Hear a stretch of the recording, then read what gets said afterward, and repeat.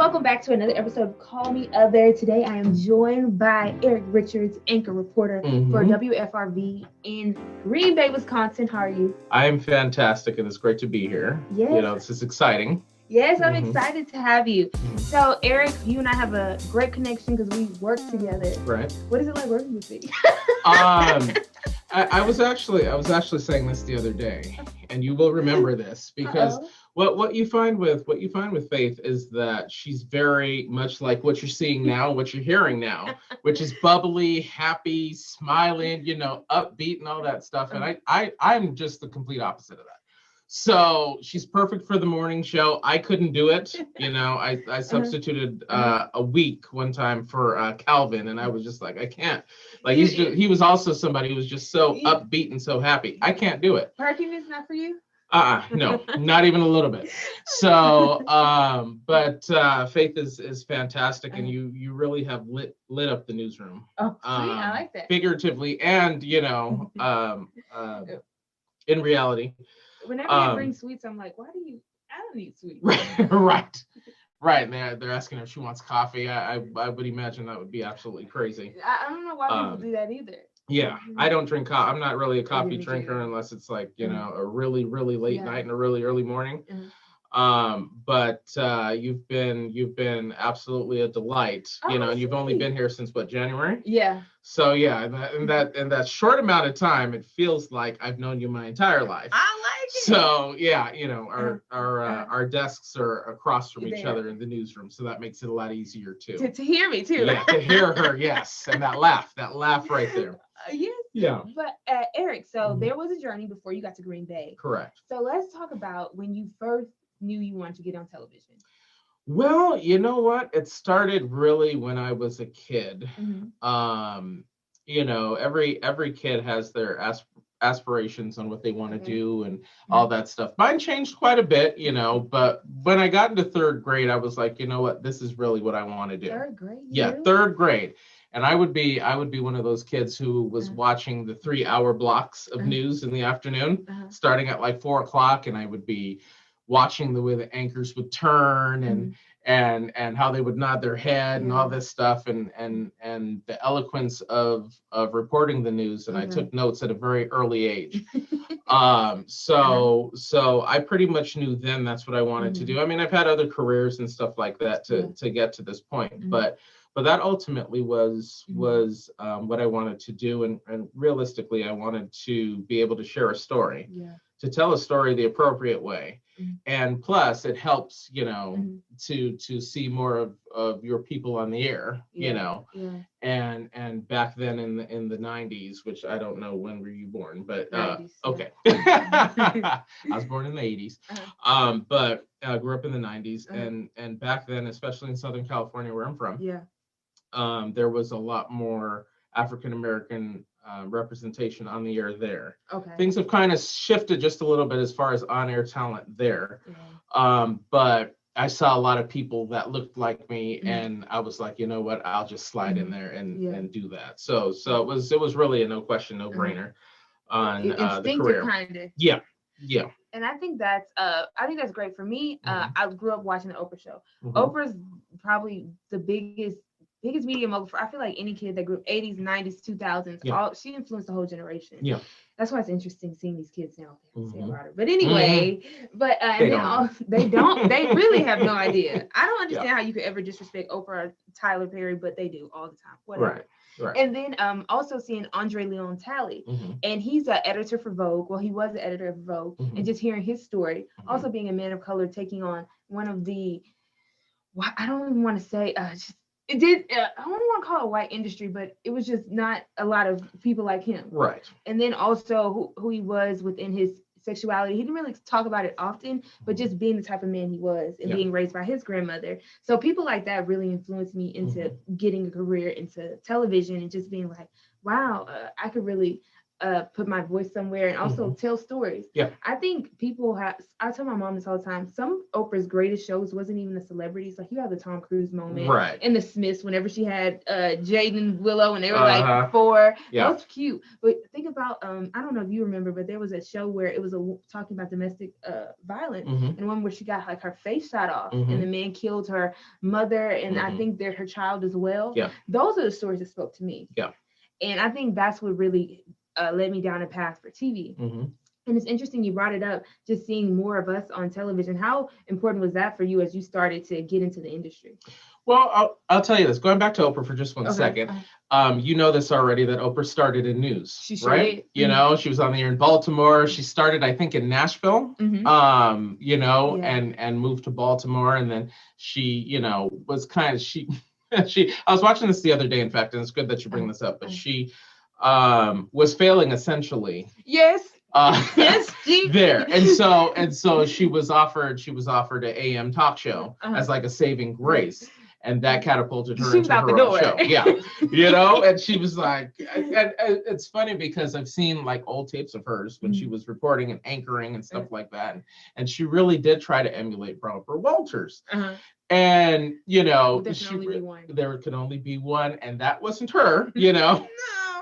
So you saw really the evolution of Oprah when she first had her first nationally syndicated show. Yeah. And even the way that she spoke, the sound of her voice, everything was different then, you know? But truly an inspiration, a trailblazer, and, you know, her billions of dollars that she has dictates that she can do whatever she wants. Right. But it's nice to have people like that to look up to. Even as a man, I could look at Oprah and be like, you know what? I'm inspired. Yeah. And that's a good thing. That's a good thing. It's not just, you know, a male-female thing, you know? But I think that, to answer your question, I think that it was very important to see people of color on the air, and it still is today. And I don't know if it's that we're just not in the right area, or you know, it's a whole lot of demographics too when you're talking corporate TV, and the fact that they still utilize focus groups to make decisions about who should be on air and what their role should be and stuff like that. Luckily, I don't think that we have to deal with that here at our job, but you never know, right? You know, but it's very important to that everyone be equally represented on the air.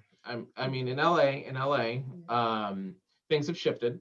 And you see a lot more Hispanic people on the air there. You've got much more Asian Americans, Pacific Islanders, stuff like that. The demographic has changed because they go by the majority of people that live there, and things have changed. So you know, and I understand that. I get that. I just would like to see more, you know, of our representation on there. But that does matter. Yeah. And that's something I want to talk about. We are reporters in Green Bay. Now, for me, when I took the job, the first thing I did, we have 4 affiliate stations. We work at one, and there's 3 other we call them competition, but they're affiliate stations as well. With that, there are 3 other young ladies who are also morning reporters as well. They are all white. They are all blonde. I look nothing like them at all. At all. Right. And I think they're adorable. I've met all 3 of them. You know, just being out there. And morning teams wise, I do not look like anybody on any other station's morning teams, not even my own. Right. So I will say it was definitely something worth noting. It was something my mom let me know, like, you know, just be aware. So to my surprise, Green Bay does have a few other people, because like people are just like, it's just gonna be you and the Packers. That's the only black people gonna be. Right. There are a few others. Well, yes, there are.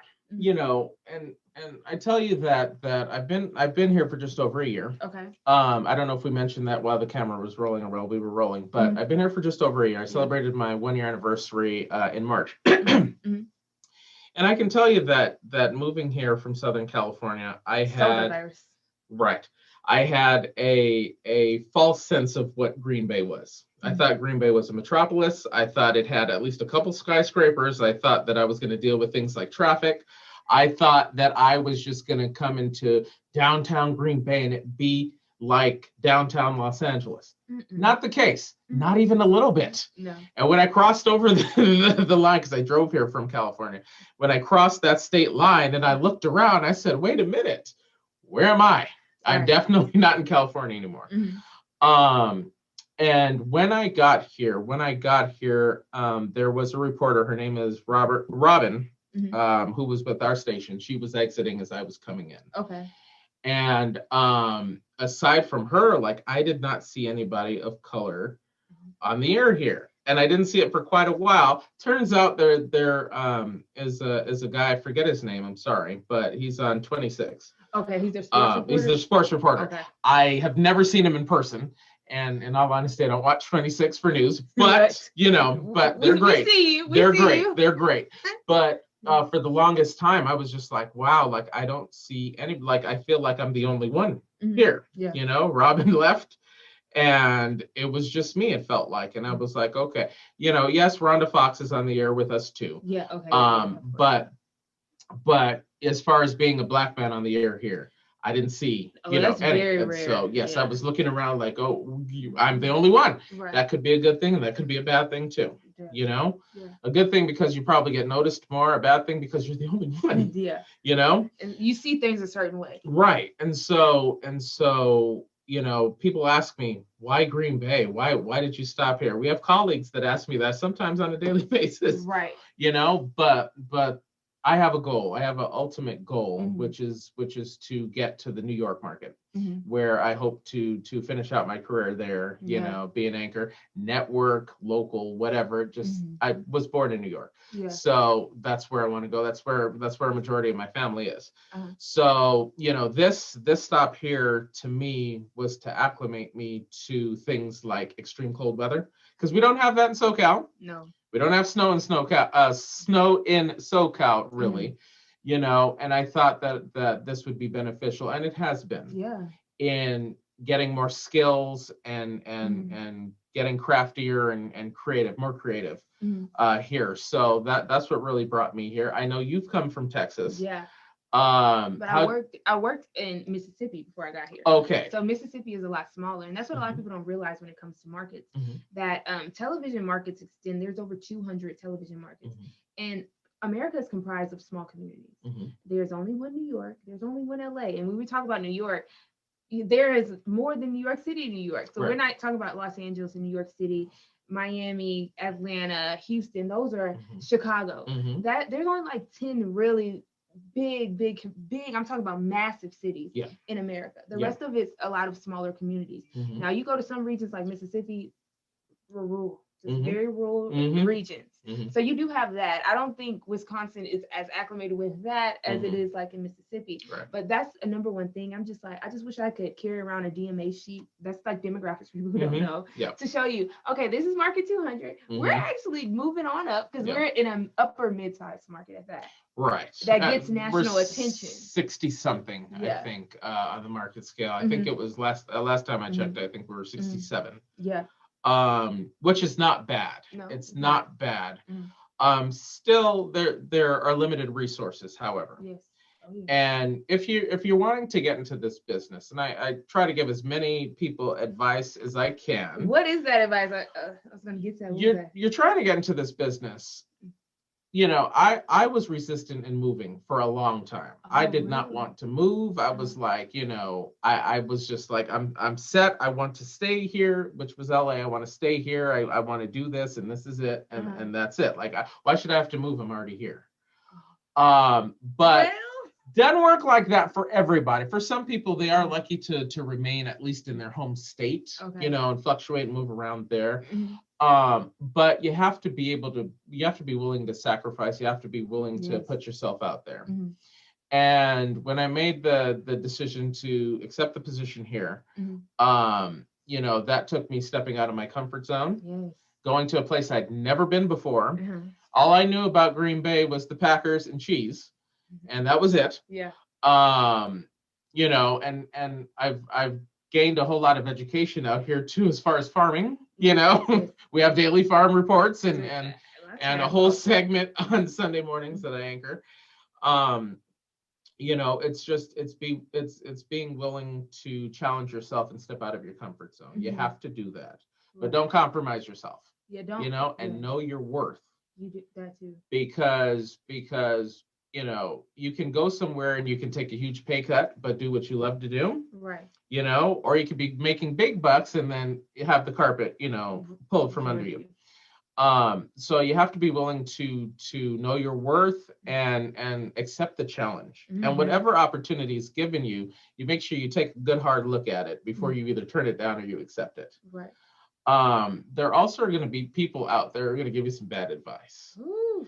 And I would not be here if I listened to everything everyone right. say. You got to do what's best for you. Absolutely. Ultimately, because when you start gaining notoriety and attention and stuff like that, you'll have people come that want to represent you. Oh, I'm an agent, I'm this, I'm that, and all this other stuff. And then some of them will give you some bad advice. You don't need, to me, in my opinion, you don't need an agent or anything, because I know people until you're like at least number 25 and up. Because it's not what people think it is, and that's something people don't know. Right. Television isn't this lucrative business right away. Right. You have to put in your time in the game for you to earn your way up. Like people talk about reality TV, going off subject, and it's surprised how much people make starting salary. I'm like, yes, television is not a quick payoff. Right. You have to work your way up. So that's what my advice when people come to agents and managers and all that stuff. If you know that you are talking to someone in New York right now, you're talking to someone in Philadelphia. Philadelphia is a great market. You're talking to someone in Philly, maybe you could think about planting that seed. But if you know you are working your way in South Florida and you're not working in Miami, I'm talking about you just South Florida. Right. Whatever South Florida it is, you are in Hattiesburg, Mississippi. Do not. Right. Yeah. And don't get me wrong, the salaries are not what they used to be either. Right. Because we had some history making salaries in LA. We're talking millions of dollars for 3 years. In Houston, that's how it used to be with the but the way things have changed now, especially with the pandemic, unfortunately, networks are noticing that a lot more can be done with less. That's so having reporters report from home took at least 5 jobs away. Absolutely. Because now the reporter is sitting in front of a camera, just like that one that's set up there. Yes. And they're reporting. They've got maybe a iPad as a prompter if they're anchoring, and they've realized now that we can do this. Right. We've done this for a year, and that's the tragedy, because it does affect content. Also in some stations you'll see a lot of turnover.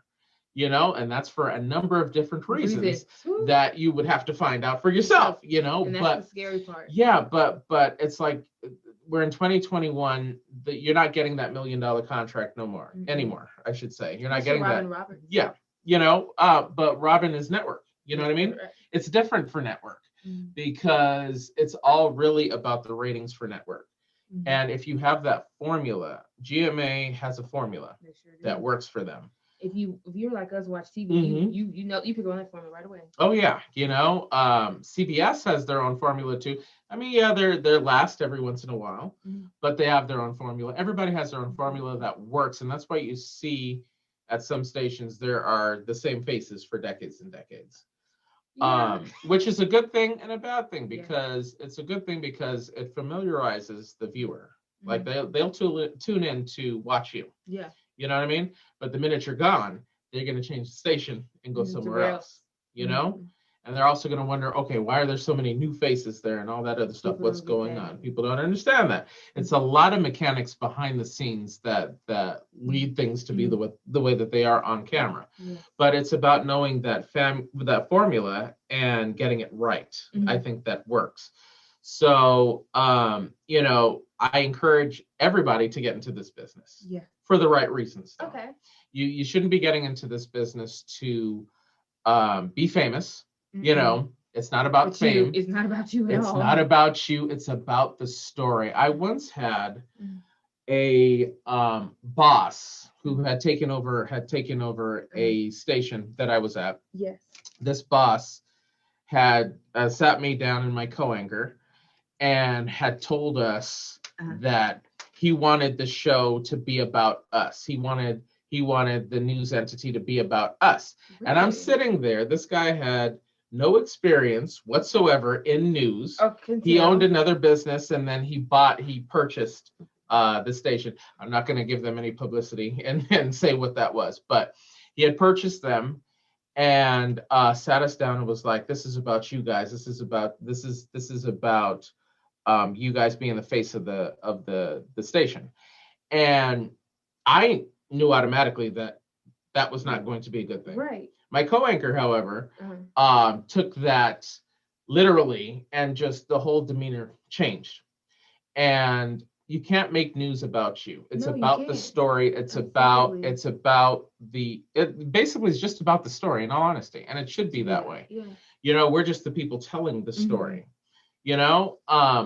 I'm happy for that opportunity, by the way, but it's just, it was a very uncomfortable conversation, because I was like, that's not how it is. And if you go into this with the wrong intention, that's what I'm trying to say, you probably will not succeed, because you can't make it about you. So this has been a whole lot of learning. And this is a great market, don't get me wrong. This is an absolutely fantastic market. I'm enjoying being here. That's what I told my mom. I enjoy being in this market. I enjoy our station. No station is ever perfect, but it's just been a chance to really work and grow, and just working with a team of people. And I think a lot of people don't realize that, because the smaller markets you go, the less they have. So even here, having to check in with even the number of people we have, I'm like, oh my gosh, sometimes. But it is a good size. But right quick, I wanted to switch gears here and talk about the stories we've been covering. So there have been a lot. We're in a very, very interesting period. We are covering the pandemic, and we are watching the Derek Chauvin trial unfold. So I guess we'll go in a little bit lighter first for you, which isn't really that lighter. What has it been like covering the pandemic and being attacked as media members? So I will tell you this, and this is complete honesty. Okay. I'm tired of talking about coronavirus. Say uncertainty one more time. I'm tired of talking about wash your hands, social distance, wear your mask. I'm tired of talking about it. You're in our pitch meeting sometimes at in the morning all at of our about faces 9:30. when we got another pandemic. And sometimes I just hold my head. I don't even look anymore. I don't even look at the board anymore, because I'm like, you know what? How many clinics have you done? Oh my gosh. None, in all honesty. Okay. None. But that's just the way things have panned out. But lately it's been every story connected to the pandemic. And I'm tired of saying the same thing over and over again. So, in the beginning, when we didn't know a lot about coronavirus, it was a very scary time for a lot of people. People were getting it all around, and you just didn't know.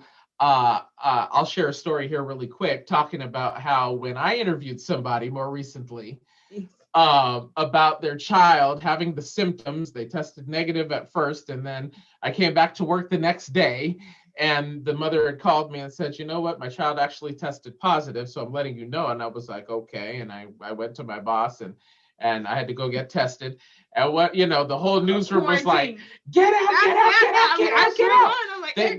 She was one of them. She was one of them.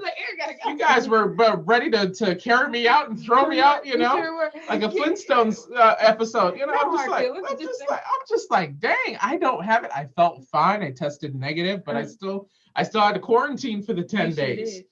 And I made use of my time, though. I'll be honest with you. I made use of my time. Okay. Once I tested negative, I was good. Okay.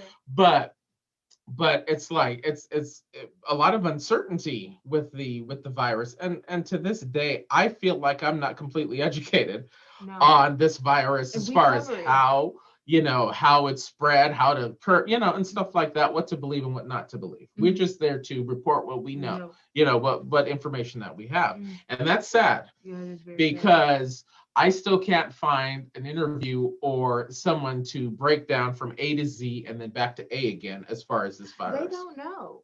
And that's the truth. They don't know. Like even doing the vaccine research, a lot of people, it comes down on us, but they don't have the answers. Right. You ask them, why is there so much limited vaccine supply? Why are there enough vaccines to be made? I don't know. We're working on it. And I think a lot of times people don't realize it. Like people were talking about infertility and the vaccine, how it connects. And the doctor was just like, we just don't know the long-term implications. Sure don't. And it comes off at us, and people are just like, oh, here they go again. And it's just like, We don't Right. have any control over that. Right. So I wish people realize that more. But also, I don't even want to call it the George Floyd video changed the makeup of reporting for me because I had never seen so many Black reporters speak out about the issue. You're told to be unbiased. So how was that for you? Did you ever see the video? I watched it. I watched the video in its entirety. I didn't. The night that it was being shared on social media. Okay. And hopefully our conversation will talk about social media in a little bit. But that night, it was, gosh, I don't know. It might have been released maybe on a Friday or something like that. I think it was, yeah. I think, and that's my day off, and so about 8 o'clock, I'm scrolling through and I'm seeing this stuff coming up on my feed. This was on Instagram. Spread like wildfire. Everybody was sharing it, and then I clicked on it and I watched the entire video from that angle, which had Floyd on the ground there. They were on that side of the police car. You saw the officer's knee on his neck. You heard him crying out. He can't breathe. He's crying for his mom and stuff like that. It did make me emotional. It did make me emotional. And I'm somebody who does not show emotion like that. It's very difficult for you to get me to cry and show that type of emotion. But it hurt because I put myself in his shoes for a second, and I was like, I would be crying out for my mom, right. And talking about the trial, and we haven't really covered it here per se from a local perspective, other than, the unrest that we had in Green Bay and other areas, the Marathon gas station shooting that had happened that was somehow connected to the Floyd situation. But it's like, it's hard now these days to separate yourself from situations like that. I was very surprised that we had so many journalists that were weighing in on their personal opinion on this, because that is one of the no-nos that you're taught. Yeah, huge no-no. You don't give your opinion. You don't give your opinion. You don't state what political party you're with. You never show that affiliation or anything like that. And this and other situations too. There have been other high-profile situations. Too many to voice here, unfortunately. Right. Because even the right quick, one of the situations, I don't want to call it, the Me Too movement is something that journalists. I also noticed that certain female journalists were speaking out about. So, but staying on it. But some of those female journalists had went through that situation with their bosses, with Weinstein. It's a lot. It's a lot. Everything. I mean, news and entertainment are kind of intertwined in certain markets. But it's tragic to me. I feel for George Floyd's family. I feel for everybody who's been affected by this, because you don't know how to react. And I grew up in a place where you put your trust in the justice system. Sometimes you get justice, sometimes you don't. Yeah. And we've seen situations where, they have everything on tape, on video, they've got audio, they've got unedited, they've got everything there, and still can come back with a not guilty verdict. Yeah. And it's like, what do we do? How do you cope with this? It's a whole situation. Right. What I will say about that is that I have to give kudos to the reporters who were out there in Minneapolis, who are covering this every day and doing it with such talent and grace, because, it's one of those things where, for instance, the O.J. Simpson trial, which was probably before your time, before you were born. Well, look me. They came out with so many stories about it. What's they had a show about it. Well, yeah, they had the show on FX, which was brilliant. It was brilliant. I watched that trial. I was here for it. Right. The O.J. Simpson trial lasted an entire year. What? An entire year. And over there in LA, it was gavel to gavel coverage. So meaning that it was wall to wall. Yeah. So for an entire year, there was nothing else on TV during the day except the O.J. Simpson trial. And you saw the dynamics of the legal system there, whether you believe that he did it or not, and all that stuff. He was acquitted for that. Power and influence and money. But yeah, and that trial, I think, set the tone for things that are currently happening today. Yeah. As far as the system is concerned, we can only hope that justice is served. Yeah. With murder trials, this, if you are acquitted on that murder charge, you cannot be charged for that again. Right. That's called double jeopardy. You can't do that. But I saw they have him with manslaughter charges as well. Right. It's a lot of different things, and it's sad that we're having to deal with this. Right. It's sad that his family has to deal with it, and so many people that are continuously affected by it. But it's very hard. It's hard. It's hard for us to look at stuff like that and not inject your own opinion, but you can't do that. Yeah. You can't do it. I don't care who does it, but I'm not going to do it. Right. And just especially seeing Breonna Taylor was another situation. My heart went out to all those St. Louis reporters, because between St. Louis and Minneapolis, I don't know which reporters had the harder job last year. Yeah. Plus the pandemic. Yeah. I mean, the things that we saw as reporters, it was dangerous for them. It really was dangerous for them as reporters. So doing that type of coverage, and also being Black people as well, sometimes, like you said, it is hard to take yourself out, but how necessary do you think it is to just stay out of it, or just not stay out of it necessarily, but remove opinion from it? Well, it talks, you talk then about being professional. Okay. And you always have to be professional. You always have to. So it's not hard for me to not inject my opinion when I'm reporting on stuff. Like we're sitting here, we're talking about this. We're not on at work and all that stuff. We can talk about this. But even now, I'm hesitant on giving my official opinion on it, just because you want to remain neutral and separate from the situation. But emotions are emotions, and you're going to feel it. But it's just, I guess, in the training, it's embedded in me to not give my opinion. I'm from the old school, you know what I mean, in that way. That you have to separate yourself from whatever it is, and if you need a minute to step back and breathe, and remove yourself from the situation, that's what you have to do.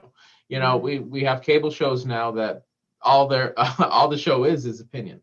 And that's okay. But if you're going to do that, label it that way. Right. Back in the day, they used to have commentary segments that some of the anchors used to do, where it would say commentary over the shoulder, and they would give their opinion then. That was the only time you would be able to give your opinion. Right. So, it's not hard for me to separate myself from the situation, but always know that I'm watching, always know that in the back of my mind, it's there. You know what I mean? I think that's so true, especially for us as journalists and being able to cover those stories. So pivoting right quick, a huge part of the George Floyd situation, the Derek Chauvin trial, and make sure we label it right, is social media. Do you feel like there is a mistrust with, I guess, Black community in media? Because when you look at situations, Oscar Grant, you think of George Floyd, all these names that we know, Michael Brown, all these things were really captured through social media. Trayvon Martin too. Trayvon Martin. So if it had not been for social media and really Black celebrities bringing attention to this, do you think there's a mistrust there? Because why is the George Floyd video going viral versus being an exclusive on, I'm not sure. Right. Okay. Well, I will say that social media is a blessing and a curse. Ooh. Okay, it's a blessing and a curse. I recall when there was no social media. I recall when social media was writing a note on a piece of paper and passing it. That was social media back in the day. Facebook is 15, I think. Right. Maybe 15. Maybe. I think just about. Maybe a little less just than that. Just a teenager. Yes. And social media has changed everything. It has changed every single thing. And you have to be so careful with it, right?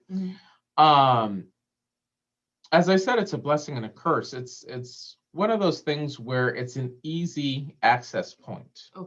If you want anything to get out, you go on social media, you make sure you share it public, and watch it, go wherever numbers. you want it. Yeah, wherever you want it to do. I have several social media pages, but I utilize them for business, obviously, for my work. And I do have a private, page that I may share a little more private stuff, but even then I don't really, but it's changed the way that we do news. It's changed the requirement in news. And I don't think that people are able to really separate the fact from fiction, because you can go on any social media page, and I'm talking about or application, I'm talking about Twitter, I'm talking about Instagram, and all the other ones, Facebook, whatever else is out there. And you can see an article and think that this article is legit when it's not. Okay. And some people cannot decipher if it's true or not, and they'll take a lot of the fake information and the false information and think that it's true. And that's why we have the problems that we have, because there's no control over that. No matter how much they try and flag this and flag that, still the fake stuff comes through. And that's affecting legal cases. It's affecting everything. It's affecting people's jobs. Right. It's a blessing and a curse, but you have to know where you can get the reliable sources from. I like to say that, our network is a reliable source. The other major networks are a reliable source, but if you're looking at a blog that somebody in their basement is talking about something, probably not a reliable source. Right. And I wish that there was a way for us to kind of draw that line and let people know, okay, this is reliable here. This is the BS here. Right. Pick which one you want. Exactly. You know what I mean? There are a lot of viral moments, that are shared, which can be a good thing, funny things. Sometimes they're serious and all that stuff, but it's completely changed the industry. Yeah. And if you're not willing to change with that change, you're being put out the door. Right. You know what I mean? It's a requirement, at every station to have a social media account, to post your stories to social, to do all of this stuff. And it's like the older people are not really on board with that because they don't know it. You know what I mean? And they just don't, I guess, see the validity in the situation. Right. And so much of social media is really giving a lot of there's also social media journalists. Right. Right. How do you feel about those that have no degree, no training? I don't know. Sean King one? Did you follow him? Sean King, who follows me on Twitter. Do you consider is that journalist work? Because he came out with it. It was one video that he Ahmaud Arbery. That video was shared through his page. How do you feel about those journalists? I don't know if he wants to be labeled a journalist, but those people. I respect the hustle. I respect the hustle. It is a hustle. Because in a lot of different circumstances, you don't really have an opportunity to do what you want to do. That's very true. Or maybe you think outside of the box, and that that means that you're not getting that opportunity that you want, so you go ahead and create the opportunity yourself. Right. So I would never knock a social media journalist. Okay. They're just doing things on their own terms. Right. But again, it's about not blurring that line. Everybody, I think, almost everybody can effectively tell a story. Yes. And I think that social media journalists have that opportunity. Okay. Some of them are better than others. Yeah. Sean King, I have no problem with Sean King. I think he's doing the best that he can do, and he has a high following, and I've never met him personally, so I can't speak on any of that. Yeah. But I think that people understanding the difference between a social media journalist and a broadcast journalist, a newspaper reporter. I mean, every aspect of this job is different now. I would never knock them for their hustle. It's just that sometimes you can't put your personal opinion in there. It all goes back to not putting your personal opinion in there. And that can be hard because left wing, right wing, I feel like were close seconds for Mhm. 2020 and even 2019. Mhm. There's so much like you're either this way or that way, and it's just kind of like when it comes to reporting, it Mhm. should just be standard, just giving facts. But people can also manipulate Mhm. headlines Mhm. and blur things a certain way, Mhm. and that can be very hard as well. Yeah. Um, I'll tell you, over the last 4 years, um, there it seemed like there was a lot of divisiveness, right? Very, yeah. Um, I can't tell you how many times that I was assigned a story, especially here Mm. within this market, sent somewhere to talk about something, and just got the most horrible looks and standoffish and all this stuff. There was a clear divide on which political party Mm. people were on, and they let you know it verbally, whatever, and it makes the job that much more difficult Difficult. because you're standing out there, you're getting ready to go live. Somebody will drive by and they'll yell a slur or use inappropriate language. Uh-huh. You know, fake news, hear that a lot. You know, and Yeah. all that stuff, and it can be frustrating because as a professional, you can't say anything back. Yeah. And you just got to take it for what it is, but don't accept it, but take it for what it is. Mhm. There's two different things there.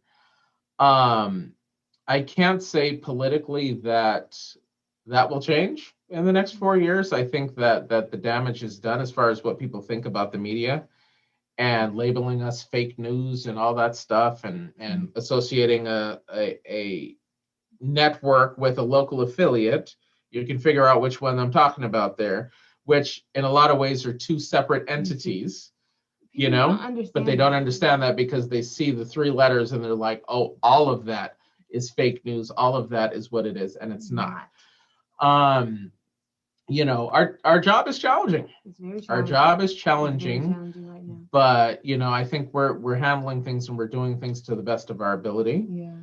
Um, it is what it is. It is what it is. Hopefully, you kind of elevate yourself to a position where you can make some change like that. But in all honesty, and I'm a very optimistic person, I don't see things going back to the Walter Cronkite area of journalism, the Ed Bradley era of journalism. Ooh, Ed Bradley's powerful. It's not going back that way, unfortunately. You kind of have to evolve, but I wish that it did. Do you think there will ever be Twitter news and Instagram news? Do you think they will have reporters one day?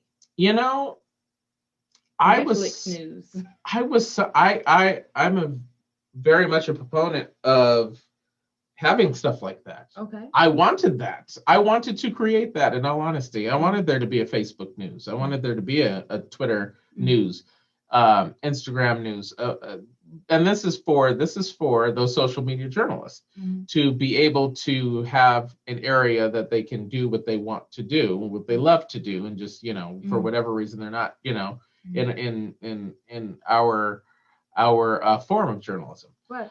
I don't see it happening. However, I know Facebook was supposed to a while ago. Literally, it's been like a few years. Yeah, but I've not seen anything materialize in that because I think that there's more money in having CBS share their stuff to Facebook and have the views there and the watch parties that are going away or have went away already and Facebook Watch or whatever it's called. Yeah. I think that it's probably easier for Facebook to just do that than to create their own news. YouTube too. I thought YouTube was gonna come out with their own news entity. I think that would be great. They haven't done so. It's one of those things where it has to be just right in order for that to happen. It has to be just right. I believe so. I don't believe it's going to happen, but I think somewhere down the line, some form of it could possibly happen. Because everything is so non-traditional now, and everything is evolving. People are not watching the news at 5, 6, and 10 anymore. They're not even watching from 5 to 7 a.m. anymore because you could get your news. If you take a restroom break at 2 and 3 o'clock in the morning, you might see the Ahmaud Arbery video. You might see the Grammys recap. You're going to see Lizzo performing. You're going to see all of these cultural moments. BET Awards recap, you can just catch that online. Yeah. So that's why I'm just like, I wonder where the transition is going to come in. Somebody, I don't mean to cut you off. Somebody was commenting to me the other day. They were like, you know what? I think TV is going to go away in like 50 years. And it will just be all streaming stuff. Over the air won't even happen anymore. I said, maybe not. I think TV will always be there, in all honesty. It'll just be a different form. You know? A lot of the networks need to get with the program and get with the streaming, you know? And also understand that there are a lot of people that don't want to pay for cable anymore. Don't want to pay for satellite. So they're doing the smart TV and they're doing the streaming for the $10 Wi-Fi. Right. You know what I mean? So I think that is going to be the evolution of broadcast, but I don't see TV going completely away. I just don't. I don't see that happening. I could be wrong, and in 50 years we can talk about it. But with this business, you have to evolve. You have to to go with the times and stuff like that. But I do hope that they create their own entities. And then tap into those opportunities for those social media journalists that are out there. I like that. I think that's so important, especially as we continue to evolve as an industry. So for you, Eric Richards, where, I know you want to go back to New York, but for you, what are some, I guess, goals? We'll wrap up like that. What are some goals? Where is the Eric Richards going to be in 2 years? You know what? We all have our favorite station, our favorite network and stuff like that. And for the longest time, I was like, I'm only going to work for this network. I'm not going to look at anybody else. It's going to be lifelong and all that stuff. And then I end up at CBS. So, you know, I don't want to, I have my goals, yes, of where I want to go and where I want to end up in my favorite stations out there in New York. Yeah. I'm not going to name them, but they know who they are because they know who I am. Right. You know, and we converse daily. Yeah. You know, but I hope to see myself, and I not just hope, I will see myself at the desk in New York again, either local or at the network level, which is two different things, as you may or may not know. Affiliates and network, right? Not the same thing, right? Two not different the same things. pay grade. Sometimes though, when you're working at an O&O, that's an owned and operated, which means that, let's say CBS Network owns WFRB. That's not the case here, but you know, they're directly owned by CBS. So you get a little portion of that direct CBS money and promotion and all that other stuff. Yeah, ABC owns KTRK in Houston, so they actually own them. Right. So you know, you tend to Disney. They're all Disney. Right. Which means that you have a little more resources. But my goal is to get to an O&O. My goal is to be on the desk. Okay. Because I don't see myself being in the field for the rest of my career. You know, you did mornings where you were at the desk, so you know, the desk is nice. I like the desk. I like Sunday mornings. You know, it's nice to fill in and do all that good stuff, and I just look forward to doing that there. I haven't ruled out a talk show, okay, because I like to talk, as you can see. I like to talk. I also, when they had first canceled America's Most Wanted, for like every day, I was like, let's bring that show back. I want to host it. I want to be a correspondent out there. I want to do something. We need that show. Yeah, it was good. Because Saturday nights, 9:00, if you weren't going anywhere, you were at home. You first were watching Cops, and then after Cops, you were watching America's Most Wanted. I'm glad to see that show has come back. You know, maybe doing a show like that is in the cards for me. I hope so. Because, you know, catching the bad guys, you know, I like crime reports. I like the heavier news. You know, I don't necessarily like a lot of the fluff stuff, but when you have hard news, that's what I like. I like crime reports. I used to be a crime reporter, so, you know, that's what really interests me. So, you know, I've learned not to rule anything out, and you go where God leads you. I like that. So So I pray that he leads me, to America's Most Wanted or a desk out that way. Dateline would be nice. I love Dateline because I always say like the desk is great, but it's something about like being able to do shows Dateline. Like you're on where you're able to get out in the field, but you also have that pullback of I'm guessing he records at a studio or goes on location to a studio. Which one are you talking about?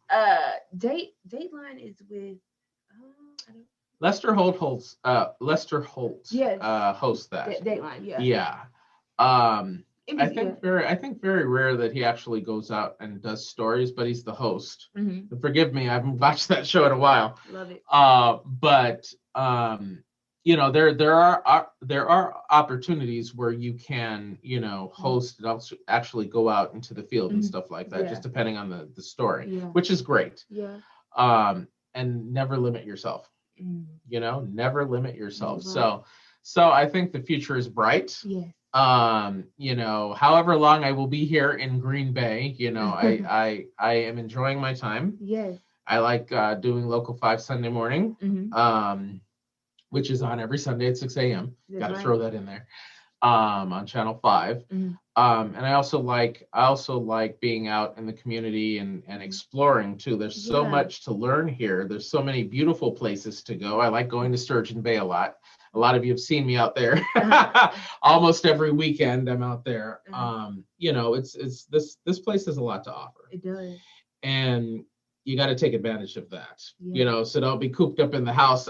For a long time, because of this pandemic, was cooped up in the house, working home. That's it. Maybe to the grocery store.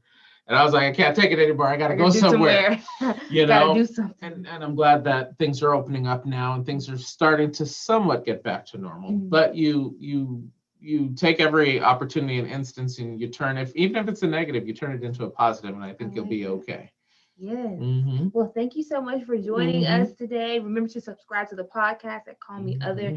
Eric Richards is also on social media, on Twitter, on Facebook. So you want to follow him? Right. Richards News CB, or actually Eric Richards TV on Instagram. That's the new one now that I'm trying to get verified. And then at Eric Richards on Twitter. Yes. And Facebook, Richards News on there. Yes, so be sure to check him out. Great journalist. I'm sure he'll be back for a next. We'll do something else for sure. As things progress. But thank you for joining me. Lots to soak in there for you new journalists out there. I know many are aspiring. Be sure to subscribe, and we will see you all next week. Peace and blessings. Awesome. Yes.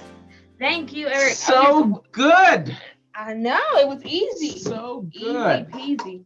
I love conversations like this.